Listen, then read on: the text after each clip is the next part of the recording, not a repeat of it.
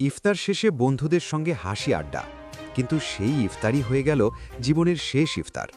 লক্ষ্মীপুরে অন্ধকারে সড়কের ওপর দাঁড়িয়ে থাকা একটি লরির সঙ্গে ভয়াবহ দুর্ঘটনায় প্রাণ হারালেন এক তরুণ বিকাশকর্মী। কিভাবে ঘটল এই হৃদয় বিদারক ঘটনা? কার অবহেলায় ঝরে গেল একটি প্রাণ?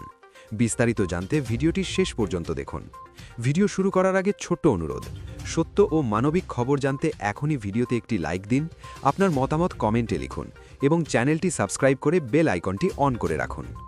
শনিবার রাত আনুমানিক ৯টার দিকে লক্ষ্মীপুর সদর উপজেলার দালাল বাজার ইউনিয়নের সর্দার বাড়ি এলাকায় লক্ষ্মীপুর রায়পুর আঞ্চলিক সড়কে ঘটে এই মর্মান্তিক দুর্ঘটনা।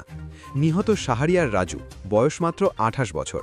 তিনি বিকাশের রায়পুর শাখায় কর্মরত ছিলেন এবং সামাজিক কর্মকাণ্ড, বিশেষ করে রক্তদান সহ বিভিন্ন মানবিক কাজে সক্রিয় থাকার কারণে এলাকায় বেশ পরিচিত ছিলেন।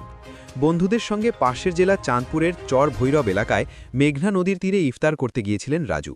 ইফতার শেষে মোটরসাইকেলে করে লক্ষ্মীপুরে ফেরার পথে অন্ধকারে সড়কের ওপর দাঁড়িয়ে থাকা একটি লরির সঙ্গে সজোরে ধাক্কা লাগে তার মোটরসাইকেল।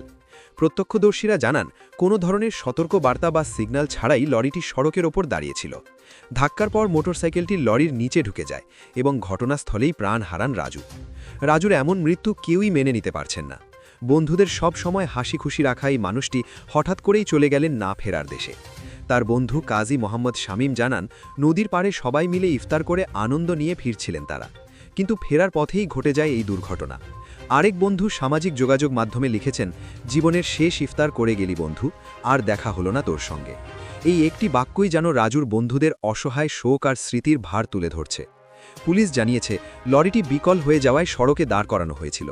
তবে প্রশ্ন উঠছে, যদি লরি বিকলই হয়ে থাকে তাহলে কেন ছিল না কোনো সতর্ক সংকেত বা নিরাপত্তা ব্যবস্থা? একটি ছোট অবহেলা কি কেড়ে নিলে একটি তরুণ প্রাণ? এ ধরনের দুর্ঘটনা বন্ধে কি আরও কঠোর ব্যবস্থা নেওয়া প্রয়োজন? আপনার মতামত কি অবশ্যই কমেন্ট করে জানান।